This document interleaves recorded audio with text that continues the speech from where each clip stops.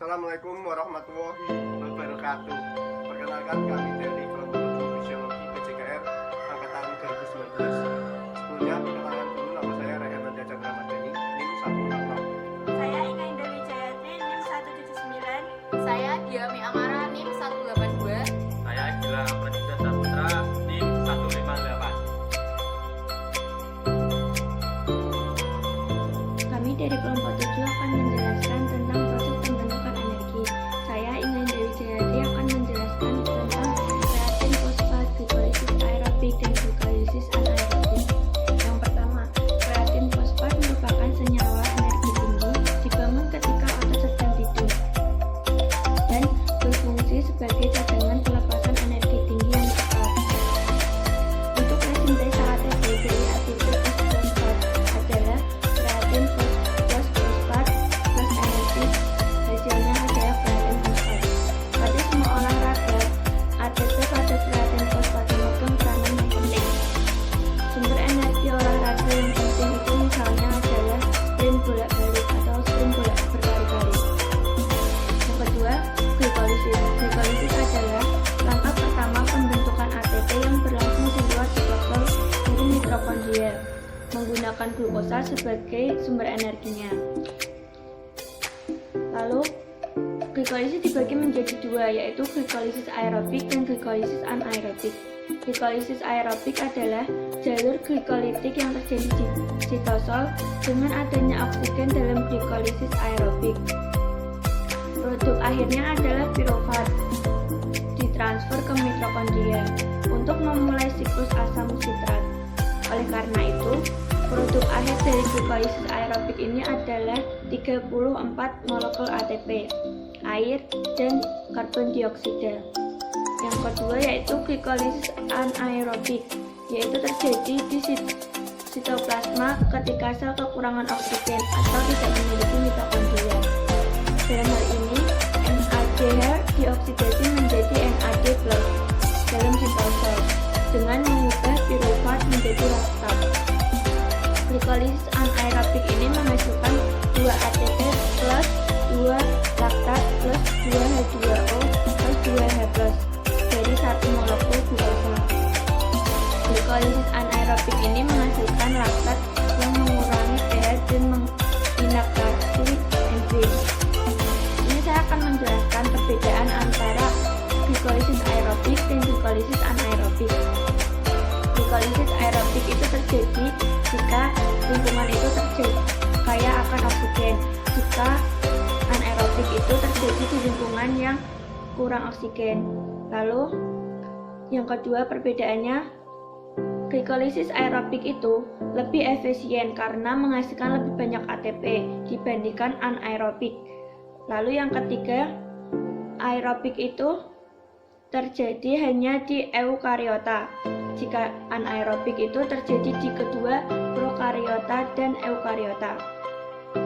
Terus perbedaan yang keempat yaitu glikolisis aerobik itu hasil akhirnya adalah pirufat, sedangkan anaerobik itu hasil akhirnya adalah laktat.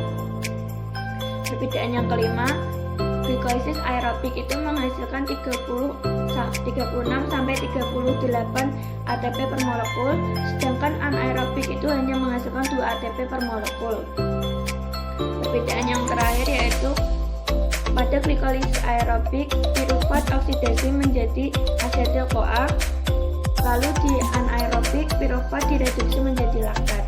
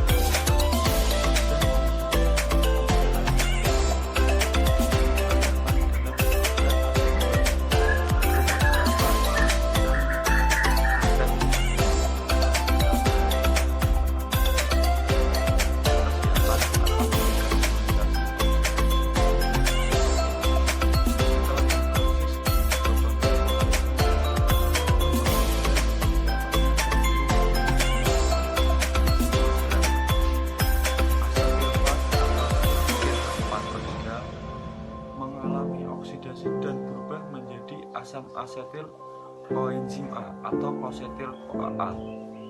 Proses ini disebut dekarbonisasi oksidatif atau reaksi oksidasi. Penyebab berkurangnya karbon mengubah NAD+ menjadi NADH. Perlu diketahui juga asetil CoA merupakan bahan baku dari siklus Krebs. Yang kedua, tahapan siklus Krebs. Prosesnya melalui dekatalisasi atau percepat oksidatif. Asetil CoA bergabung bersama asam oksalat membentuk asam nitrat. Dua asetil CoA plus oksalat asetat sama dengan karbon asam nitrat. CoA merupakan bahan baku siklus Krebs. Yang kedua, tahapan siklus Krebs. Prosesnya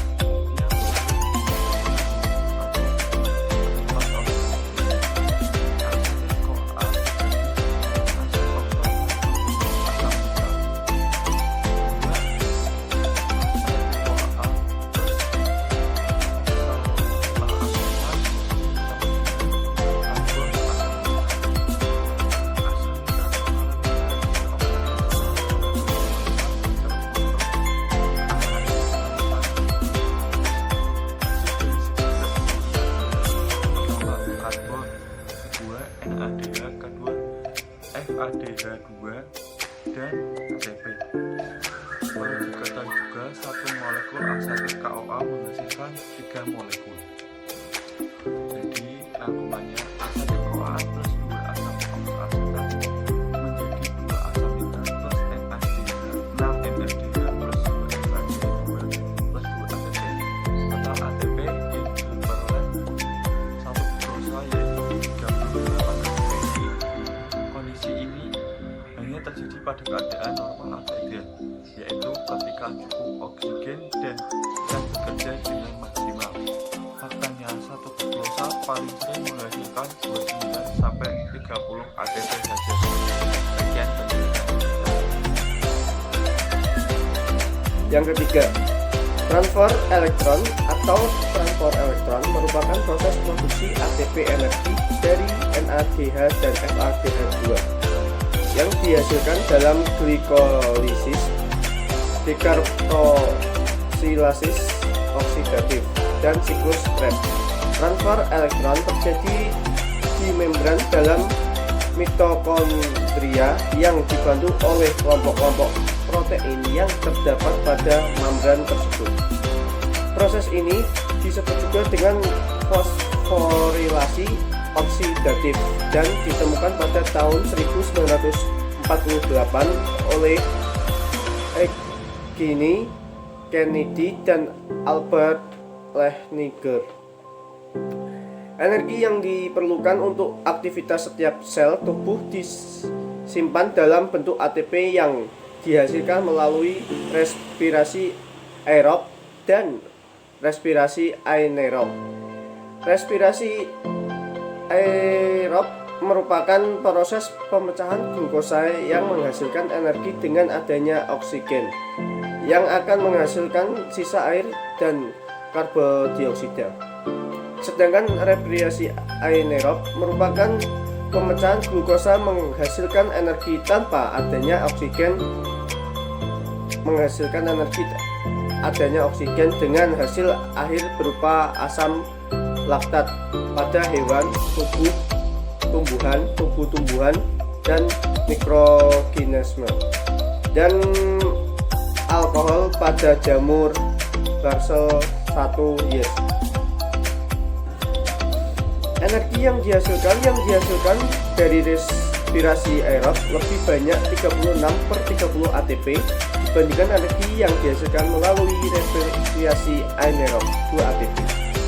Oleh karena itu, tubuh selalu mengutamakan terjadinya respirasi aerob dibandingkan anaerob. Respirasi aerob terjadi melalui 4 tahapan, yaitu glikolisis, dekarboksilasi oksidatif, siklus Krebs, dan transfer elektron. NADH akan melepaskan elektron E kepada kompleks protein 1. Peristiwa ini membebaskan energi yang memicu dipompanya H+ dan matriks mitokondria menuju ruang antar membran. NADH yang telah kehilangan elektron akan berubah menjadi NAD+. Elektron akan diteruskan kepada ubigonion, kemudian elektron diteruskan kepada kompleks protein 3. Hal ini akan memicu dipompanya H+ keluar menuju ruang yang antar membran. Elektron akan diteruskan kepada kompleks protein 4. Hal ini juga akan memicu dipompanya H+ keluar menuju ruang antar membran. Jadi kesimpulannya adalah satu NADH yang menjalani transfer elektron akan menghasilkan 3 molekul ATP. Sedangkan satu molekul FADH2 yang menjalani transfer elektron akan menghasilkan 2 molekul ATP.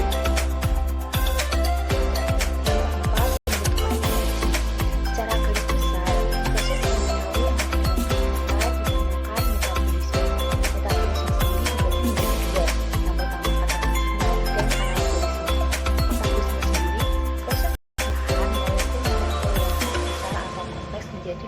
atau lebih sederhana.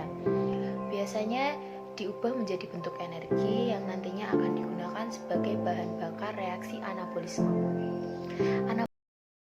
Proses molekul-molekul yang kecil atau sederhana dibentuk menjadi molekul-molekul yang lebih besar dan lebih kompleks. Prosesnya, makanan yang kita makan akan masuk ke organ pencernaan dan akan dipecah oleh yang ada dalam sistem pencernaan kita. Reaksi katabolisme, protein dipecah menjadi asam amino. Asam amino sendiri digunakan sebagai sumber energi jika tubuh membutuhkannya. Selain itu, asam amino dapat didaur ulang untuk pembentukan protein atau dioksidasi menjadi urea. Selain protein, reaksi katabolisme juga memecah glikogen menjadi glukosa. Karbohidrat sederhana itu diubah melalui proses oksidasi yang dinamakan glikolisis hingga menghasilkan energi. Sementara lemak akan melalui proses pemecahan glikolisis yang akan menghasilkan gliserol, yang nantinya akan melalui reaksi glikolisis dan biokimia lainnya hingga terbentuk energi. Energi yang dihasilkan dari proses tersebut akan disimpan dalam bentuk molekul adenosin trifosfat atau ATP. Banyak aspek metabolisme sel, baik anabolisme maupun katabolisme yang berkaitan erat dengan produksi dan konsumsi ATP sebagai sumber energi yang berguna sebagai bahan bakar proses metabolisme tubuh. Proses katabolisme sendiri sangat penting bagi tubuh karena dengan energi jantung dapat berdetak dan dapat mengalirkan darah ke seluruh jaringan tubuh. Selain itu, kerja ginjal, paru-paru, pencernaan, dan metabolisme tubuh lainnya dapat bekerja dengan optimal untuk memelihara kesehatan tubuh dan kesehatan hidup. Sekian dari kelompok kita, semoga bermanfaat.